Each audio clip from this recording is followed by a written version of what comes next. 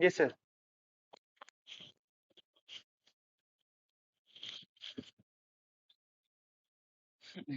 Good evening sir. हाँ sir, बिल्कुल अभी भी पहुंचा हूँ सर। हाँ तो सर, आज का कैसा एग्जाम रहा सर?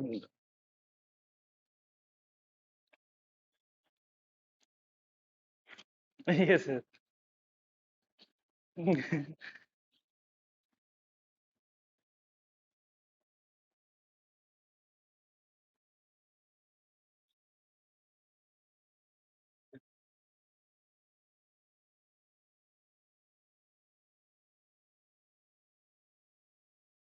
Yes sir.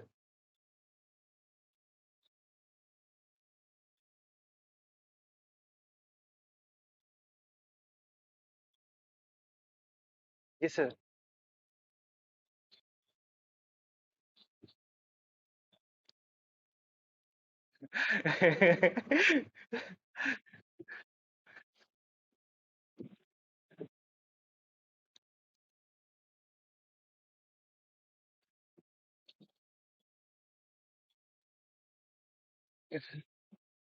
ये-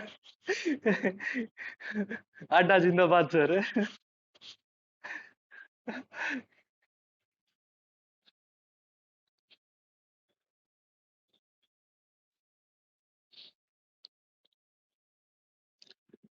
सर मेरा रीजनिंग में स्कोर 35, मैथ्स का स्कोर था मेरा 47.5, इंग्लिश का स्कोर था 20।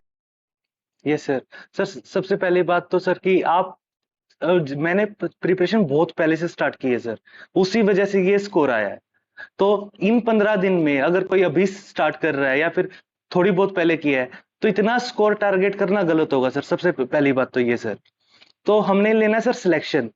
हमारा टारगेट रैंक नहीं होना चाहिए सर, पहली बात तो।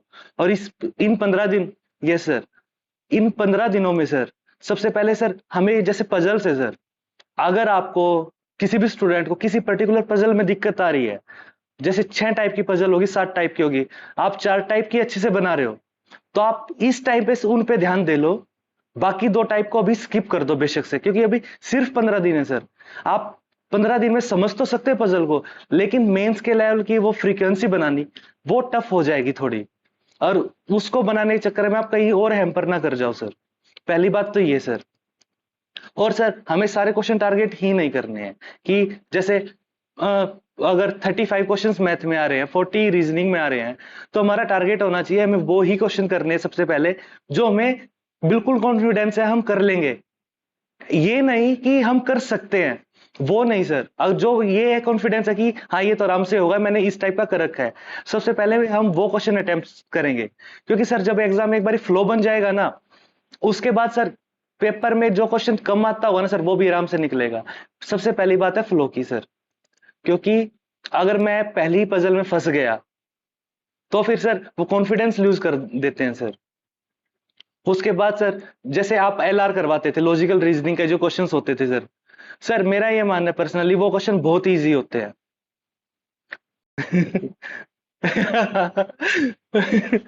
तो सर जैसे एलआर आपने करवाया है, ठीक है सर, वो क्वेश्चन इस टाइप के, अगर आप एक बारी वीडियो देख लो, आप ज्यादा कुछ मत देखो, आप एक बारी तो वो सेशन जरूर देख लो। उसके बाद क्या होगा, 5 क्वेश्चन आएंगे सर, 5 में से 3 क्वेश्चन आराम से निकलेंगे। मतलब एक बहुत कम टाइम में आप मेंस में वो स्कोर निकाल रहे हो सर। क्योंकि पजल्स क्या है, आपने 10 मिनट लगाए और बाई चांस पजल सोल्व नहीं हुई, उससे अच्छा अगर आपने पहले एलआर कर लिया, तो सर 3 क्वेश्चन आराम से निकलेंगे, डेफिनेटली निकलेंगे। नॉर्मल वो सर आपकी डिसीजन मेकिंग है। तो उस टाइम पहले आप एक, यस सर, एक बार मिसलेनियस को आप थ्रू आउट चेक कर लीजिए, थ्रू आउट, कि किस, मतलब ये नहीं है कि हमने पहली मिनट से क्वेश्चन सोल्व कर देना है, स्टार्ट कर देना है। सो एग्जाम में बैठते ही हमारी पहली अप्रोच ये होनी चाहिए कि क्या क्या क्वेश्चंस पूछे गए, किस टाइप की पजल्स आई हुई है।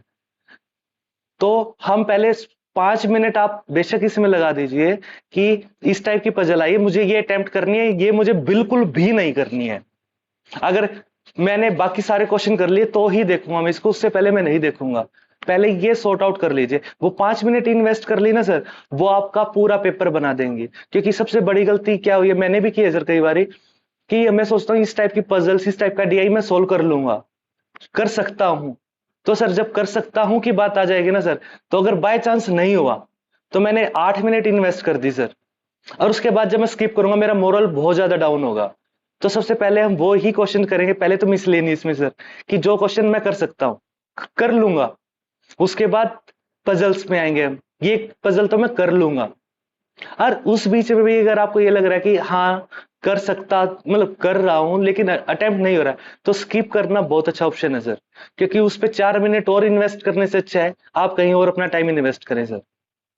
सर जैसे कि इस बारी की वैकेंसी ठीक ठाक है सर, और हम टारगेट करें कि थ्योरी थ्योरी में अपार्ट फ्रॉम डिस्क्रिप्टिव अगर हम 80 मार्क्स टारगेट करें तो सर कोई बहुत बड़ा टारगेट नहीं है सर, लिटरली बता रहा हूं मैं। क्योंकि सर रीजनिंग और मैथ्स में एक सेक्शन में 35 मार्क्स आ सकते हैं सर आराम से, और दूसरे सेक्शन में 30 मार्क्स आ सकते हैं। सिमिलर सर अगर किसी का स्ट्रॉन्ग टॉपिक अगर इंग्लिश होगा तो वो वहां पे 30 मार्क्स आराम से ला सकता है सर, क्योंकि मेरे 20 बनाया है, तो सर कोई भी 30 ले आएगा मेरे को ये लगता है।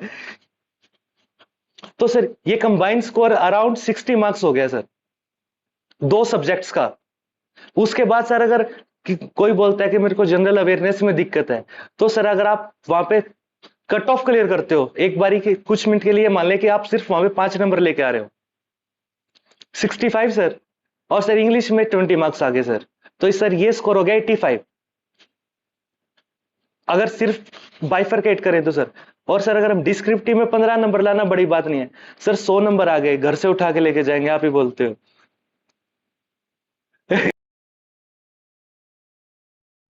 सर अगर किसी ने पहले पकड़ रखी है तो उसको सजेशन की जरूरत नहीं होगी, लेकिन मैं फिर भी दोनों तरह के स्टूडेंट को देना चाहूंगा क्योंकि एक चीज दोनों में कॉमन है। अगर किसी ने अभी अभी स्टार्ट की है प्रिपरेशन जीए के लिए प्री के बाद, तो सर अब अभी टाइम कम है, आप एमसीक्यू कीजिए कि मिनिमम 2 सोर्सेज के वीकली।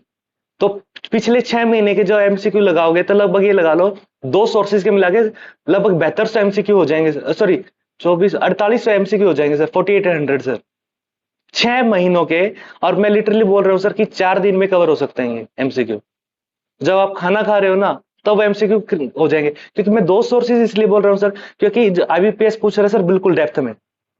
तो जैसे ये सर, जैसे कि फॉर एग्जांपल अड्डा ने के एमसीक्यू है कि रेपो रेट कितनी बारी चेंज हुई है पिछले 2 महीनों में, तो 3 बारी चेंज हुई है।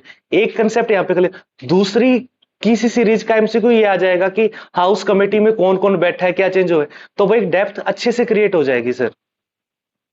और मतलब वीकली के ऊपर ध्यान दीजिए अभी के लिए, और ये मत कीजिए कि 2 महीनों के कर लूं 3 महीनों के कर लूं। क्योंकि सर हमारे टाइम में क्या हुआ था कि दिसंबर के एमसीक्यू ज्यादा पूछे गए थे, लगभग 20 से 25 एमसीक्यू। यस सर, हमारे दिसंबर के पूछे गए थे। और अभी आरआरबी पीओ में जैसे मेरी कई लोगों से बात हुई थी, तो वो लगभग 4 महीने पहले के एमसीक्यू पूछ लिए हैं। और यस सर, और एमसीक्यू के अलावा जो इकोनॉमिक सर्वे है और जो आपका बजट है, उसकी आप समरी एक बारी जरूर पढ़ लीजिए, क्योंकि उसमें से क्वेश्चन बिल्कुल निकलेगा। आप जब कुछ भी क्वेश्चन पढ़ रहे हो तो उसको इस तरह से पढ़ना है, सिर्फ जीके के लिए, जनरल अवेयरनेस के लिए, कि फाइनेंशियल न्यूज जो करंट का पार्ट है सर, वो ही एग्जाम में आएगा। क्योंकि अगर कोई फाइनेंशियल न्यूज वैसी है जो पुरानी चलती आ रही, वो नहीं पूछेगा एग्जामिनर, जो करंट में चल रही है। क्योंकि उस एक क्वेश्चन में उसका करंट अफेयर भी डिस्कस हो गया और फाइनेंशियल अवेयरनेस भी डिस्कस हो गया। सर मैं छोटे से पॉइंट और ऐड कर रहा हूँ। सर मैं छोटे से पॉइंट 4 ऐड करना चाहूंगा। एक तो सर की तैयारी हमें ऐसी करनी चाहिए कि इस एग्जाम के बाद लाइफ खत्म है, और पेपर ऐसे देना चाहिए कि पेपर पेपर ही तो है, नहीं होगा तो कुछ और कर लेंगे। क्योंकि सर 5,000 लोग अगर सेलेक्ट होंगे तो सर उनमें से मैक्सिमम दो, अगर आज पेपर करवा लिया ना सर सबका इंस्टेंट, तो 200-300 लोग ही ऐसे होंगे सर जो लास्ट ईयर की कट ऑफ क्लियर करेंगे। बाकी लोग इन्हीं 15-20 दिन में तैयारी करते हैं। उसके बाद सर लास्ट चीज ये बोलना चाहूंगा कि गुरु की इज्जत कीजिए, आप जिससे पढ़ रहे हो। मतलब अगर आप रिस्पेक्ट करोगे ना, जैसे मम्मी पापा की, फादर मदर की, उसी तरह गुरु की इज्जत करोगे ना सर, सिलेक्शन होना हो सर एक अलग बात है, लेकिन लाइफ में एक अच्छी जगह पे पहुंचोगे। और लास्ट बात सर, जैसे सर ने बोला कि इंग्लिश नौकरी लगी है, इंग्लिश क्यों बोलने लग गए, तो जैसे कि जब चेन्नई में जाओगे ना, तो इंग्लिश निकलने लग जाती है। क्योंकि मैं अभी भी दुकान पे जाता हूँ तो अभी भी यही बोलता हूँ, अन्ना, टू कोल्ड ड्रिंक्स। भाई मैं वापिस रोहतक ट्रांसफर हो गई है भाई मेरी।